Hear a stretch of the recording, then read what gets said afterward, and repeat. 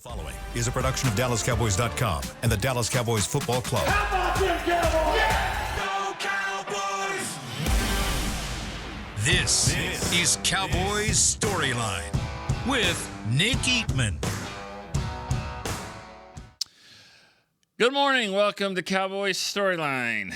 Monday, December the 30th. Getting close to the end here at 2024. I'm sure some people are excited about that more than others.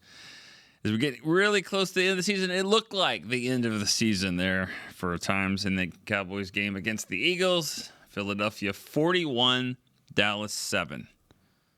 Wow, 41-7. I'm watching that game in the first quarter, second quarter. I would have been shocked if you would have told me that it was going to finish up 41-7.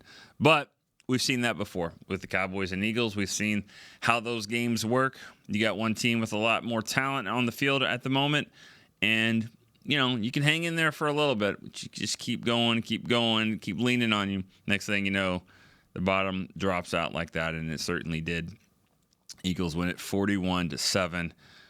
We'll talk about it, see what it means for the rest of the season, what it means for the future, what it means in period. 888-855-2297 is the number to call. We'll go right to the lines. Let's go to Ali. He's in Florida. What's up, man? Good morning, Mr. Eatman. How are you? Pretty good, sir. I hope you had a nice Christmas. It was good. Yeah, how about you? Pretty good. I just spent the time with the kids and a friend, which is all. I love Christmas. It's my favorite holiday. And I got a trivia for you. Okay. And I have a question. I'll hang up, and you get to it when you get to it. Number one is something I made it up myself. LB, RB, 26 red, 39 joy. What? LB, RB, 26 red, 39 joys. That's a play? What is this? Kind of, yeah. It's alley play. Okay, I'll make it easier for you. Liberty Ball, Razorback, LB. 26, 39. That's my second game. Watched it just for you. And I'll tell you, they got some awesome players. Oh, yeah. Oh, LB. I thought you said MB. Okay. Oh, sorry. LB. Liberty Bowl. Okay. Because I was like, I thought you were saying Marion Barber running back or something. All right, Liberty Bowl. Okay. So you're referring to the Arkansas win over Texas Tech in the Liberty Bowl. Yes, sir. Awesome. Yep. That was a good one. I was happy about that. So just you don't want to have. Go ahead. Yeah. My question is this: I know we believe it's nice to hire a Super Bowl coach and all that. I'm not here to say fire anybody, hire anybody, but all I know as a fan, it's been a long time, and I think it's kind of nice to see. I mean, yesterday it was so depressing, but I look at the Minnesota. They brought O'Connor from Rams and Flores from Bill Belichick era, Miami and Pitt. They put the team together, young team, and they're looking pretty good. I'm looking at all the past 20 Super Bowl winners, all the teams that are playoff today, every single one of them, most of them, they won 1 or 2 Super Bowls. So I'm looking at our front office. I think we used to teach being aggressive in draft, trade. I look at the Eagles as much as don't like to admit it, but the front office, via trade, they got Jalen Carter, top 10 for Carson Wentz, and A.J. Brown on the trade that general manager of Titan got fired for it. And then you got free agent, you got Saquon Barkley. So what do you think they should do, Ali? What do you think they should do then? Let's keep this rolling. I think we should open up. I think we should open up to a little bit better mindset that we don't have to go with a proven Super Bowl winner. Oh, You can get these young coaches, give us some opportunity to build the team for 2-3 years. Yeah. I mean, right now we are all over the map. Yeah. All right. That's what I have. Thank you. All right. Well, appreciate it. Have a good one. You can look at. There's a lot of young coaches out there. I mean, think of. I mean, it's not just the guys that are in the playoffs. I mean, there's teams out there with young coaches that are going to be drafted in the top 10. I mean, like that's kind of the way it is. I think what Jerry tried to do was get a coach that's been here before, that's done it before, that knows how to build this thing and to build a team that could win and compete for Super Bowls. It's exactly what happened, and that's what they did. So, I mean, did they win it? Of course not. They didn't. They got to the playoffs 3 years in a row. They didn't. This year, they weren't good enough. They weren't good enough. They were not deep enough. Everybody has injuries. We know this. Probably not to the extent the Cowboys had, but everybody has injuries. They got to deal with it. You got to figure out how to overcome it. And this year, there was way too much. Just way too many injuries and just not enough depth. Not enough depth from the start. And that's something you can blame them for how they built the team early, saying, we can't afford anything, any injuries, and they certainly had them. So, all right, let's go to Brian in Kansas City. Brian. Good morning, sir. How are you? Cowboys played the Eagles yesterday. Yeah, no kidding, huh? Okay. All right. No. Well, this season, that's kind of a microcosm of the season, right? You look at, we beat two teams that are going to be in the playoffs. Mm-hmm. We beat the Commanders, we beat the Bucks, and then we got just absolutely clobbered yesterday. Steelers? That's kind of a microcosm of our season. And injuries. Injuries is the headline of this season. I mean, there's no way to avoid that. It's not making excuses. That's the headline of the whole season. That's everything. So I thought, as we're kind of winding down to the end here, maybe discuss what you think. Not what you think the Cowboys are going to do, but in your mind, who are the top couple of free agents on our team that you want? For me, I'd say it's J. Lou and Osa, and I know he's going to be expensive, but and then for the other one, who do you think? Who would be the cap casualties? So, and for me, that's Steele and Wilson. Just looking at the numbers, those are the ones that seem to make sense to me. And I'll hang up and listen, my friend. Yeah. And Happy New Year, sir. All right, you too. Thank you. Yeah, I don't know about getting rid of Steele. I think Steele's played okay here lately. I don't know about that one. There's some things that could happen with Steele's contract, though. There may actually be a reduction. He would be a candidate for that. Maybe he is somebody. I mean, you can go like different ways with him. You can do like 4 different things with him. You can cut him. You can cut him June 1. You could do nothing. You could try to lower his base salary. So there's some things that could happen with him, with Steele, and you just don't have a lot of. I mean, what do you have in Guyton? What do you have? You don't know. What do you have in Awesome Richards? You don't know. So you pretty much know what you have in Steele. You got a fighter. You got a guy that pretty good run blocker. I think he's played better here lately. But still, I don't know about making that change. As for Donovan Wilson, he's a playmaker.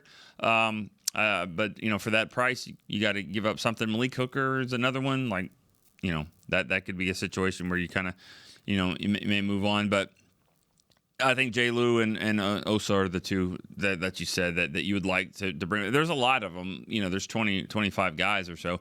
I'm interested to see what they do with Turpin. He's a restricted free agent. That's one where, do you want to pay him the second round tender? It's about $5 million a year. For just a 1-year tender. No one's going to give a second round pick. So you would keep him for sure. But, you know, if you just do like a regular restricted tender, which means he's not drafted, so you're not going to get any compensation, it would be $3 million a year. Somebody would probably sign him and you'd lose him. So I would probably keep him, especially the way they're using him some on offense. He's still running the ball pretty well right up the middle. I wasn't expecting that. So those two guys as free agents, and then also and Cooper Rush.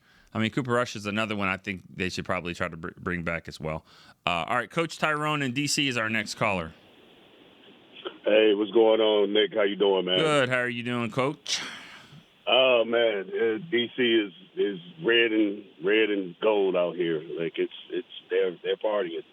They're partying pretty good. Well, it's been a while. Yeah, it's been a while, but it's okay. Yeah, it's okay. I got a question for you, Nick. Okay. Is it me, or does it seem to be that Mike McCarthy outcoaches himself?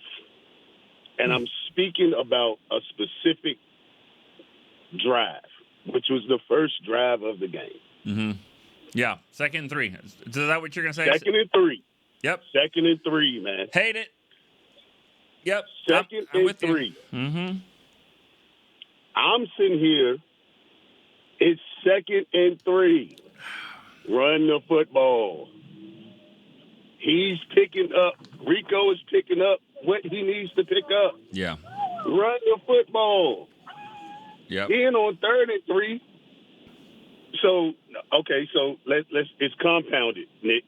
So on that 2nd and 3, Cooper throws the ball deep to Cooks. Yep. Brandon Cooks. But Jalen Tolbert runs the hook route and is wide open. Yeah. And to me, that looked like a play that Rush was just throwing like immediately. Like that was going to be the play. Like it was already. Yeah. Yep. It was already preconceived. And I'm okay this is with where that. I'm going with the ball. I think I'm okay with that. Cooks needs to go vertical. You're trying to send a message. There have been officiating crews that would call PI on that. I mean, if you look at the way he was kind of tugging on him, you had a shot. They didn't call it, and they didn't really call it a lot during the game like that. So that's fine. But you don't get it on 2nd and 3, then on 3rd and then run it on 3rd and 3. because you might be in 4-down territory, and then of course, you could always kick the field goal there. That was against the wind, so I'm not sure, but still, I mean, I'm with you on that. I mean, 3rd and 3, just to throw it and to kind of force it like that. Yeah, I'm with you. I'm not calling that play on 2nd and 3. And that's what I mean by you're out coaching yourself. Yeah. Like it doesn't make sense. The high percentage play, if you are about the analytics, the high percentage play is to just run the football. And then if you don't get it, you have a kicker who can kick it from 65. Yeah. With you. I mean. And now that changes the whole outlook. That game, in my opinion, was lost on those 2 downs. Because now you are playing from behind, which is not something that we need to be doing. Yeah. We don't need to play from behind. Now, they came back and ran the football. I mean, they came back and tied the game on the next drive and then stopped them. So you would have thought an interception to start the game is, I mean, that's the last thing that they need. But they did kind of overcome that. And I'm telling you, watching that game in the first quarter, I wasn't sure who was the better team. I really wasn't. I was like, and I definitely didn't know who the better quarterback was. I agree. So I definitely agree. Well, Cooper Rush, in my opinion, I'm up here. I'm saying to myself, well, Cooper Rush is better than Kenny Pickett, so we should be fine. Like we should be okay to win this game. But he gave the ball away. It's just, but this is the thing too, though, Nick. It's also.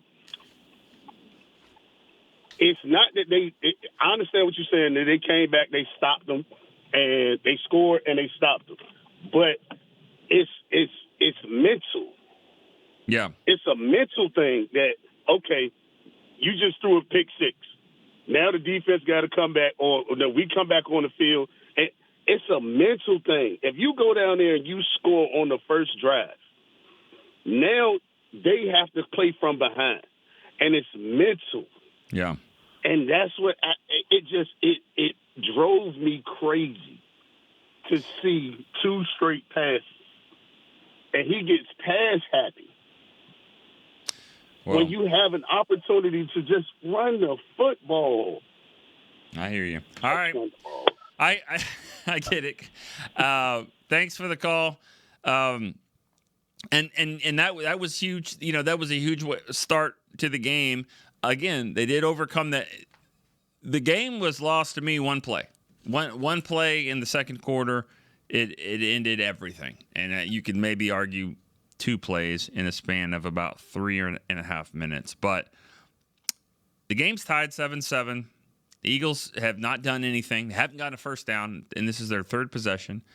And it's 2nd and 5 at their own 24, and Leofau comes in and knocks the ball away, or it was a weird-looking play, but he basically knocked the ball out of Pickett's hand. Barkley had it. He got tackled for another yard loss, and it was like an 11-yard loss.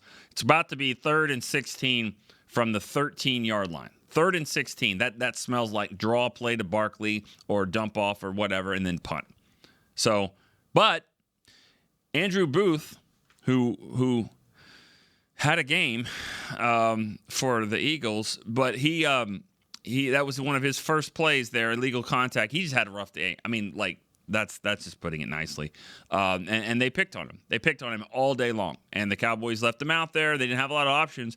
And the Eagles, I mean, really, it was 3rd down. Everyone in the press box is saying it. 3rd and 8. I hear the Eagles 3rd and 8. And they're like, "Where's Booth?" They're going to find him. Devontae Smith. You know, he looked like he's a guy that's going to win the Heisman, which he did. But I mean, seriously, it was a rough day for him, and he's had a rough season. They traded for him. He's a 2nd-round pick, but you know they had to keep playing. They don't have a lot of options at corner, and that wasn't the best one. But that was the game to me. They gave them an automatic first down. They still had a 3rd and 8 where. I think there was another 34-yard catch. Well, guy makes a one-handed catch, and then they score, and then it's 14-7, and that kind of changed everything. Ferguson fumbles on the next play, but if you can get that stop there and don't get an illegal contact penalty, you know that's frustrating, guy. Basically, what I just said, you know, that deep pass to Cooks. I mean, they were hitting the whole game like that. So that particular play was against what they normally were calling that whole game. All right, let's go to Travis in San Antonio. Travis, what's up? Hey, what's going on, Nick? Hey, how are you? Pretty good. Not so great yesterday, but it is what it is. Yep, and it's not good. Yeah. I just wanted to hit 2 things real quick, and then I'll hop off and see what you think. But the first thing is I wanted to mention, because it kind of bugged me yesterday, even though it sounded kind of pointless, was I don't know if you already hit on this, but the bringing in Trey Lance with 2 minutes to go, like I sort of was sitting here watching the game, like, what are we doing? Like, and I know Mike McCarthy said, like, I wanted to bring him in the possession before that, but at like 10 minutes to go, and it was 41-7. I was like, okay, this is Trey Lance time, and they didn't bring him in. I was like, then we brought him in with 2 minutes to go. I'm like, I mean, that just didn't make any sense to me. So I'm just curious what you thought of it. It just seemed weird. Like you probably could have just brought Cooper out to throw one more pass and a run and just finish out that game, but neither here nor there. So that's that. And then the other thing we were talking about in one of the spaces the other day, Nick, and I know you guys kind of hit on something like this before, but we were talking about the possibility that, let's just say Mike comes back, and you know the combination of them being tied to the hip, like him and Zimmer. And I thought, you know, I don't necessarily believe that, because I think Jerry has more invested in Mike McCarthy than he does Zimmer at this point. Yeah. And the idea was, like, I thought, because, you know, I'm an outside-the-box guy, but I thought about it for a second, and I thought, you know, after his comments, Zimmer's comments about, you know, this year has been hard, I take that with him to kind of the heart, because I don't think he's a cryptic messenger type of guy. Like, he's not passive-aggressive. He just tells you how it is. And I just wonder, you know, he came into this year thinking, like, you know, I'll go be a DC, and this is a 12-5 team, and, hey, we'll take a shot at it and see what happens. But then I think, Nick, you get into the season, and these coaches put in all long hours, and he is 68, I think. But, like, maybe he's sitting there thinking, like, man, I forgot about, you know, all this type of stuff that I got to do, and it is hard, and, you know, maybe going back to being a grandpa would be a little better than doing this. And I started thinking, like, They kept Al Harris around for a reason, right? They gave him that elevated associate head coach position to keep him when he was probably going to leave. So I wondered Did they bring him in, Zimmer? I mean, did they bring him in to sort of transition this defense over from what Dan Quinn had, implement the defense? And my thought was, they don't just keep a guy around like that for no reason unless you see potential. So could there be a situation, Nick, where they sort of, if he decides to step away and you go back to being retired, does he hand this off to Al Harris to run it? I just want to see what you thought. Yeah, that's a tough one. There's a lot of things going on there. Try to word this the right way, because there's a dynamic there on the defensive side of the ball that it's been tough. Okay, it's been a tough year, and it's not just the injuries. So I really can't say a lot what I want to say there. There's going to be some changes on defense. I don't know exactly what that means as far as does it mean Zimmer is Al Harris. I don't know. I really don't know, but I know that there will be some changes. Now, let's don't get too far into the weeds of when a guy says it's been hard. I mean, like, does that mean he's done with it? It was just too hard for him to coach? I mean, he's as tough as they get. So, but, I mean, or is he just referring to the fact that, you know, when he takes the job, he's like, what do we have? Well, we have Parsons, and we have Tank. They both went to the Pro Bowl last year. We got a guy named Sam Williams who's going to be a really good pass rusher. That's 3 guys right there. And we drafted Marshawn Needham. That's another guy right there. We got Diggs and Bland. Diggs coming back, Bland. They make the safeties a lot better. And watch out for this Overshown guy. Like, and Kendricks. Yeah, Kendricks. I mean, this is, you know, you brought him in. So that's what we have. Oh, okay. Well, how many of those guys played the whole season? I don't think any of them, right? Of all the guys I just mentioned. Kendricks has missed 2 games. Overshown. Every guy that I just mentioned there. Bland and Diggs, they both missed like half the season. And then your linebackers. And you got Kendricks has been in and out. He's been pretty good, but he's missed a couple. Overshown has missed, you know, he's going to miss 5 or 6 games now probably. And then, you know, Sam Williams never even got to a preseason game. And then Tank played 3 games, and Mike has missed 5. So, you know, that's maybe what he's doing when it's hard. It's like, oh, we're going to sign this guy. I can't pronounce his name. I think it's Warrior, and he's going to play tonight. And he's going to make this play. And then he's going to be injured, and he's coming back, and he's going to play again. And we're going to have Carl Lawson, and we're going to have all these guys at Booth. And just maybe that's the part that he meant about being hard. I don't know. All right, let's go to one caller here before we take a break. Robbie, Cocoa Beach, Florida. What's up, Nick? How are you today? Good. How are you doing? I'm good. The game turned out kind of how I expected. I mean, there were some really good things in the beginning, like you were talking about earlier, except for the interception. I wonder what happens if we don't throw that pick there. Yeah. I mean, you know, we get 2 scores right off the bat and then shut them down. Then next time with 3 and out, that would have been great. But it didn't happen. We still played good. Yeah. God, I wish you could say more about what your feelings are about the defense and the changes coming on there. I just think there's going to be some changes. I don't think the dynamics of it were great. You know, and that's usually what happens when you have a guy. I mean, it's just when you have a guy that was there and in line, and you know, maybe you know he has a chance to be the DC, and then you make him the assistant head coach, and I don't see all of those guys coming back the same in the same role of Zimmer and Harris and then McCarthy. Those 3, I don't see all that kind of working itself out. But again, the main thing was for defense was just the lack of continuity with all those injuries. The defense wasn't bad.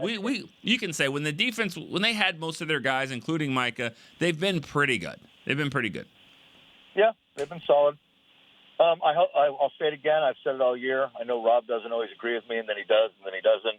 But my captain, I disagree. I think Mike McCarthy needs to come back. I like him. And continuity breeds consistency, right? Yeah. Well, I mean, you would hope so.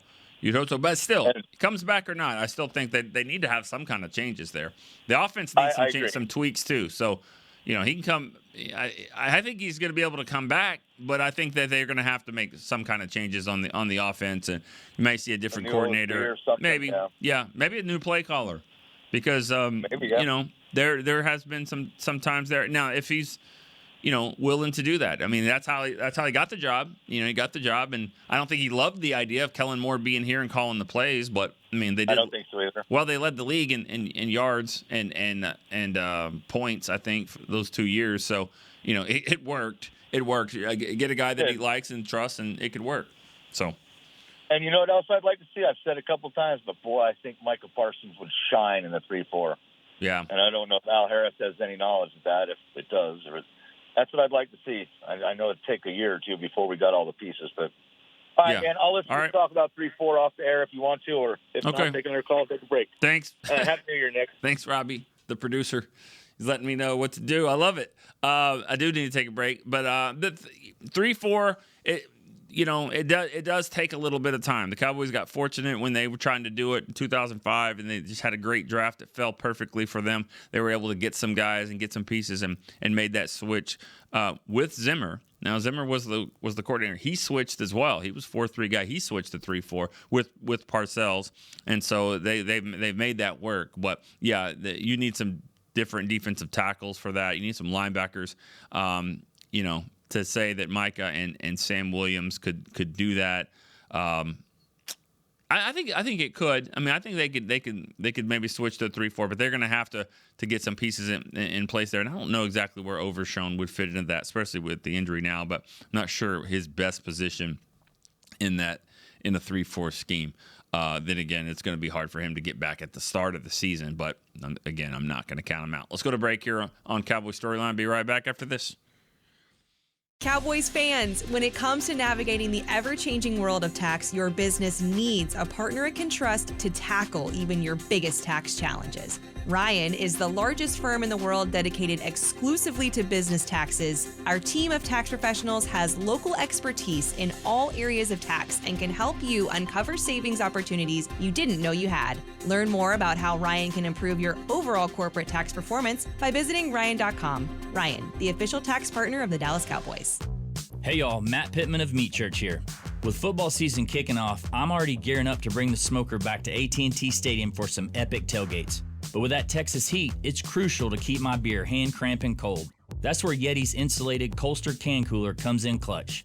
This year, you can even get them with the iconic star engraved on the side. Licensed Yeti Cowboys gear is now available at Stadium Pro Shops, concessions, and on Yeti.com. Check it out today. Yeti, official cooler and drinkware of the Dallas Cowboys. We got big personalities. We got big hair, big belt buckles. We got fans all across this big state and enemies in every other one. We even got a big star on the 50-yard line. Smirnoff knows football is a we thing, an experience that is best enjoyed together.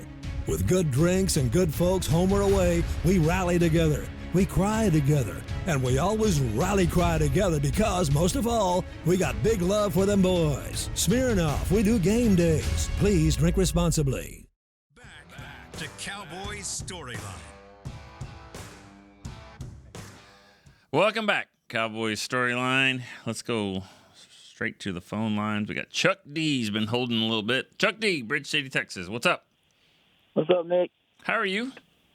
Great.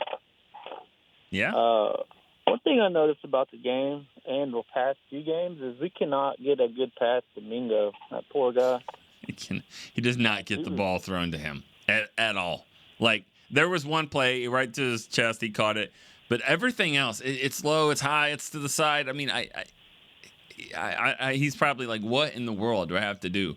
Now, that deep ball, I don't really know. I'm not 100% sure that he turned the wrong way or what, but he had him. I mean, it was a great stop and go. That's exactly the type of player, the type of move that you wanted to see out of him. You know, big, strong guy with speed, and he showed it there, but then the pass was off, or he didn't turn the right way. I'm not sure, but yeah, another missed opportunity.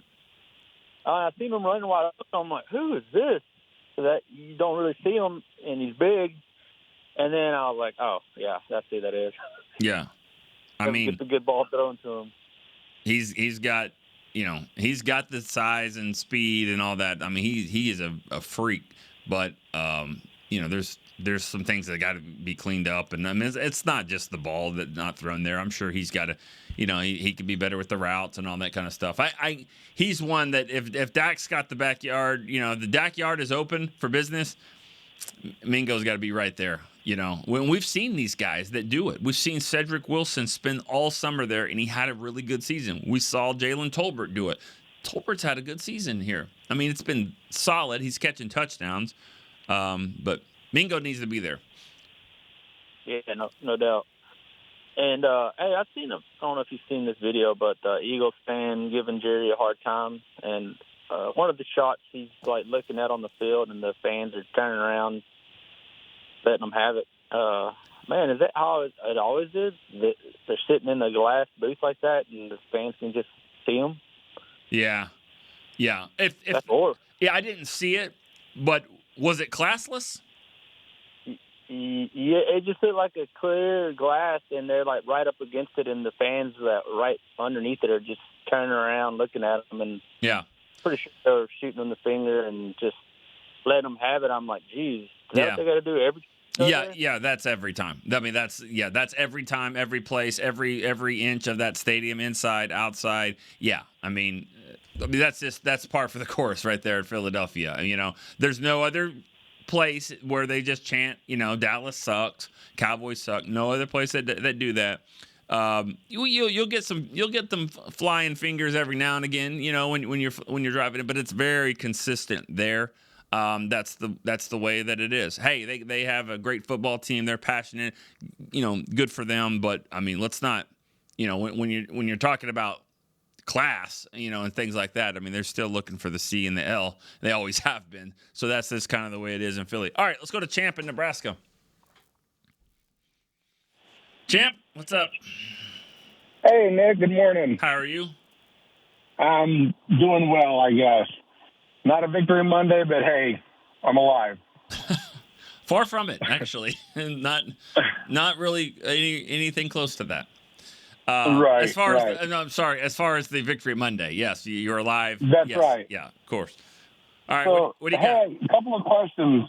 Last week when I called, I talked to you about McCarthy and his job status. How I felt like listening to him on 105.3 The Fan, he sounded a little more upbeat. Didn't sound like he was coaching for his job. And during the game, I kind of felt like he's not coaching for his job. It felt different than it had the last few weeks. Yeah. Some of the calls he was making, I know you and another one of the callers talked about that call and whatnot. So, I don't know. I just felt like I'm secure. I'm good. I know I've been told I'm coming back. I'm okay. Let's just do this. Which led to some remarks. I don't know. I'm sure you probably heard that Turpin made about not opening the offense up, saying, you know, we were told that we didn't have CD, we'd be throwing the ball downfield and whatnot, and that never really happened. He didn't seem real happy with the way the offense was called. I don't know why they didn't give him some of those chances. Maybe they just didn't have the time. I don't know. He didn't seem happy. Turpin? The other thing was Turpin. It was Turp, yeah. Right. It was after the game. It was some of the comments he made about the offense. I don't know. I didn't hear all that. I don't know what he has to be unhappy about. But that again, I didn't hear it. I don't know. I got you. They threw the ball down the field. You know, they threw the ball down the field to Mingo, and he didn't run the right way, or the pass wasn't the right way. Ran right. They threw it deep to Cooks early in the game. We talked about that. It didn't make. I mean, I think they tried to throw the ball down the field at times.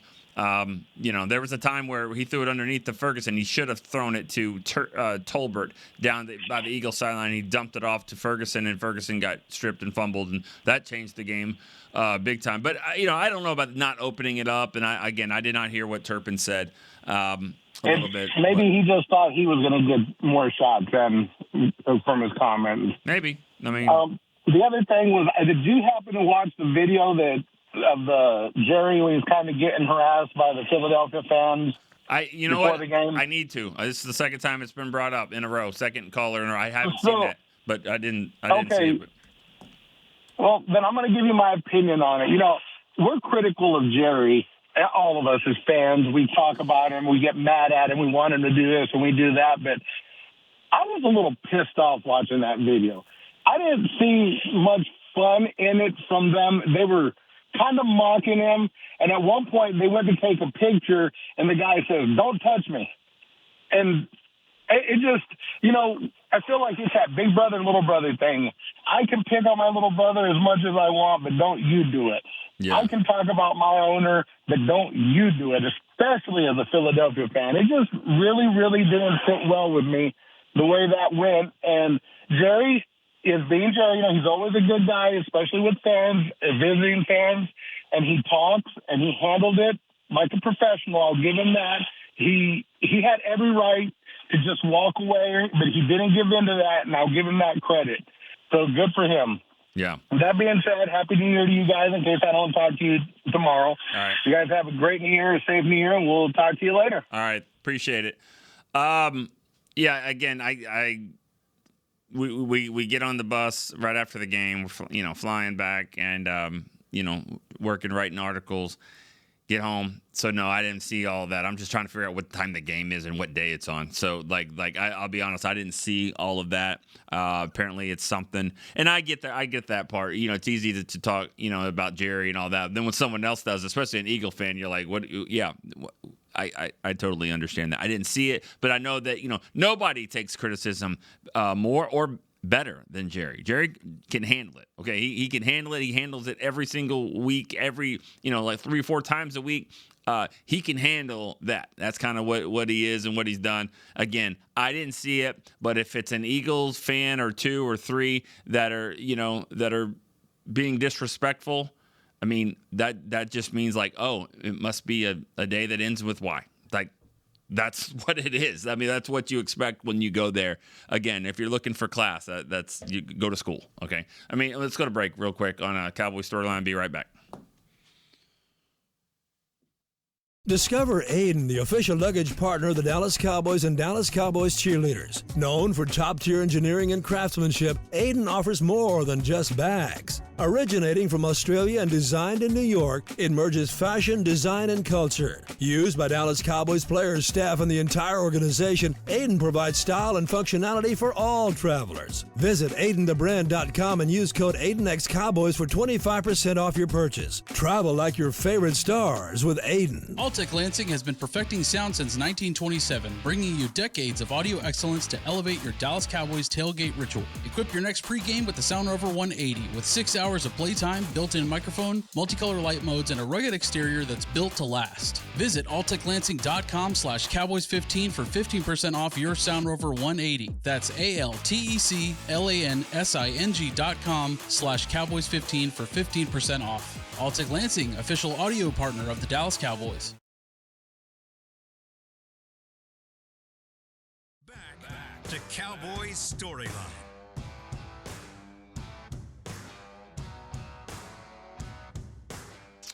All right, back here on Cowboys Storyline. We got a chance for about 10 more minutes. Let's go to Rob in Vegas. What's up, Rob? Hey, Nick. How are you? How's everything? Good. I'm good. How are you? Good. Ollie called earlier, and he was absolutely right. The difference between Philadelphia and Dallas is the front office. I mean, Philly's what the Cowboys used to be. Jerry used to be aggressive in the draft and going after players, and he's not anymore, and they are, and that's the difference. It's not the quarterback. The quarterbacks are very similar. They do it differently. It's not the coaches. Sirianni and Mike McCarthy are just average coaches. The difference is free agency.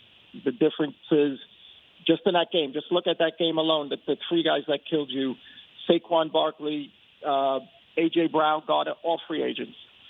And that's why we fell so far behind these teams now. A couple of years ago, last year and maybe even 2 years ago, we were competing. Everybody kept talking about we got to get past San Francisco, Philly in the division. Well, hell, now we're behind Green Bay, Detroit, Minnesota, Philly. I mean, we just fell so far behind. And when I hear Robbie talk about Mike McCarthy or any fan, I say to myself, why would you want Magic Mike back, but you want to take away the play calling?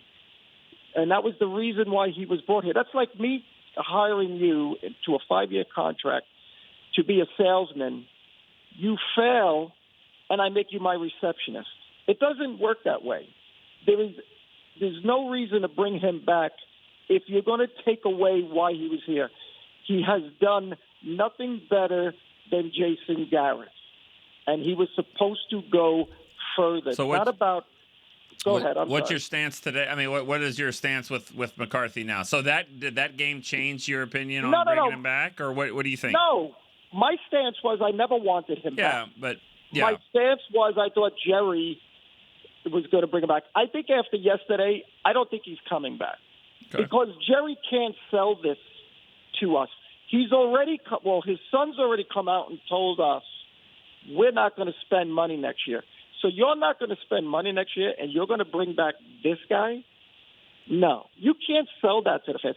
This coach has showed you that unless everything goes absolutely perfect, and your quarterback is in an MVP race, and your wide receiver is top 2 and everything, and Micah and everybody, and you still couldn't win a playoff game.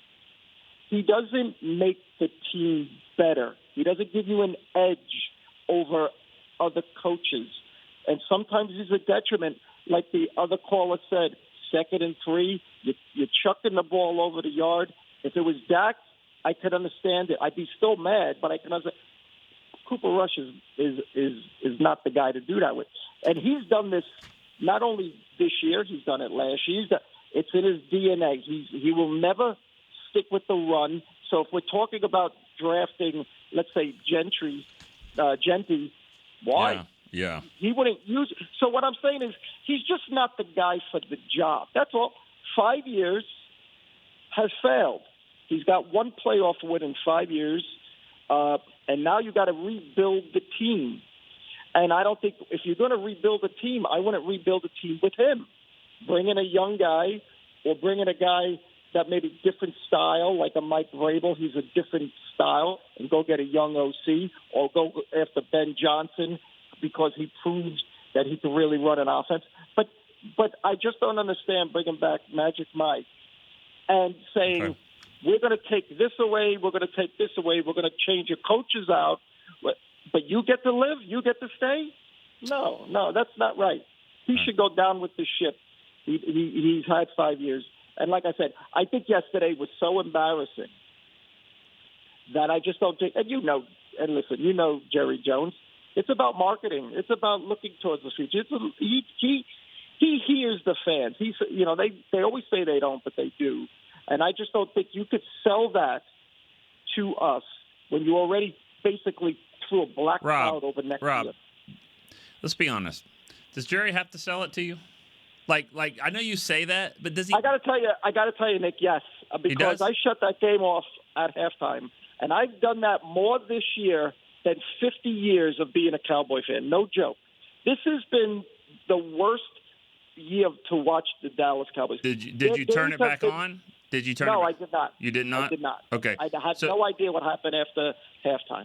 So that had nothing to do with 24-7. You just, you shut it off because it was 24-7. It had to do with but it also had to do with the product on the field. Had to do with it's boring. Okay, all right, Rob. Mike McCarthy's boring. Well, that's all. That's not going to change. It's like that's not going to change. Rob, I appreciate it. We got to take one more caller. Thank you, and call back tomorrow if you can. We do have a show tomorrow. And I when I say that, I'm not trying to be disrespectful to you guys, to the fans. Like your opinion doesn't matter and all that. But the whole selling it, they're gonna spin it the way they've always spun it. And he's looking for continuity, and he's he doesn't necessarily want to change if that's what they do. Again, I don't know if they're making a change or not. I think it's still on the table, and anything's possible at this point. Let's go to one more caller here. Richard is in California. Richard. Good morning. How are you? Good. How are you doing? Well, if I'm honest, I'm struggling. I've been a Cowboy fan since 1978. I live here in Ventura, California, probably 5 miles from training camp. Nice. And I have two questions for you, one about yesterday's game and one about the long-term picture for the Cowboys. Can I stop you real quick? Because this is your first-time call. It is my first-time call. Long-time listener. Here we go. All right. Got to get that in. All right. No problem. Thank you. Let's go. So here we go. I'm interested in your perspective on the 3rd and 1 call yesterday where they threw it like 45 yards down the field for an incomplete pass. So funny. So funny you brought this up because I actually am looking at that like as another play that should be mentioned because they called timeout beforehand. You're talking about in the second quarter. They had 3rd and 1. 7-7. They called timeout. And then to talk about it, that looked like a 2-play. It looks like you're going to go for it here because you're on your own 41. You're probably going to go for it if you call timeout on 3rd and 1, and then they throw it deep to Mingo. Yeah, I didn't understand that. And then my second question for you is, we've got a head coach and a defensive coordinator whose heyday was in the 90s. Their heyday was in the 90s. We haven't won in 3 decades. Mike McCarthy, if we look at his 5-year record with the Cowboys, if you take the 3 years Dan Quinn was on the team out of the equation, he's 13-19, probably going to be 13-20. I don't understand why we would keep him other than Jerry being stubborn. What's the record? 13-20 for what? For Mike McCarthy, in the 2 years he did not have Dan Quinn as a coordinator. I think Dan Quinn really developed a culture in that organization. Yeah. I don't think Mike has. And if you look at the first year and the last year that McCarthy coached without Quinn, he's 13-19, probably going to end up 13-20. Why would you keep him unless it's just because Jerry's stubborn and he wants to try to prove that he's right? Yeah, I'm not 100% with you on the fact that it's Dan Quinn. Just Dan Quinn alone, like that was the reason. But that's fair. And you said the 90s. Are you talking about Zimmer? You're not talking about McCarthy. Zimmer and McCarthy. Their heyday was in the 90s. The game has evolved so much in the last 25 years, 30 years, and we don't seem to want to bring in a young, innovative, creative mind. Yeah. All the teams that seem to be winning, with the exception of the Chiefs, who have the best quarterback in the game. Yeah, I'm not gonna argue with you on that. I mean, like you're 11 years ago is still a long time ago. So let's say that. Let's not call it the 90s, but it was 2011. I mean, he actually won the Super Bowl at AT&T Stadium, so it's not like it was it was that long ago. But it's been a while. If you want to make that argument, that's fine. It's been 13 years or so. But yeah, again, like the teams last 3 years were good teams, good to great. That's what he's supposed to do. Come in here and they had a good run. But they got to win in the playoffs, and they did not. They did not win in the playoffs this year. They probably weren't headed there, even without the injuries. They probably weren't. So I just can't get past the Saints game. The Saints game, I can't get past it. Yes, they played better, but they had all the guys there, and they got smashed by a team that ended up being bad. So they're gonna pick before you pick, and so you got beat by a Saints team at home. And that was that just started this whole thing. And so, yes, you could say the injuries did matter. There's no doubt about it. You cannot lose that many players to injuries. That's what they were counting on. They were counting on all these guys. I mean, Jerry said it. He went first press conference of Oxnard. He said, we've got 14 Pro Bowl players that have been to the Pro Bowl. We had 10 last year. We had 14 guys that we have a really good roster. And of those 14 players, I think 11 of them have missed multiple games this year, and 6 or 7 of them have been on injured reserve. So that's just in this era, that's just too hard to overcome. Now, that probably prevented them from making a push here in the last couple weeks to make it to the playoffs. But that Saints game showed you there were problems. There were problems that had nothing to do with injuries. So I think it's a little bit of both. It's not just one thing or another. It's a little bit of both. Guys, great show today. Great call. Great calls. We're going to talk about it tomorrow. We'll be here tomorrow, and then we'll come back on Thursday. So we'll not be here on New Year's Day. Just the same as schedule as last week for Christmas. We'll go 4 times this week, and we'll be back tomorrow. So for Chris Beam, I'm Nick Eatman. See you tomorrow on Cowboy Storyline. This has been a production of DallasCowboys.com and the Dallas Cowboys Football Club. How about this, Cowboys? Yeah!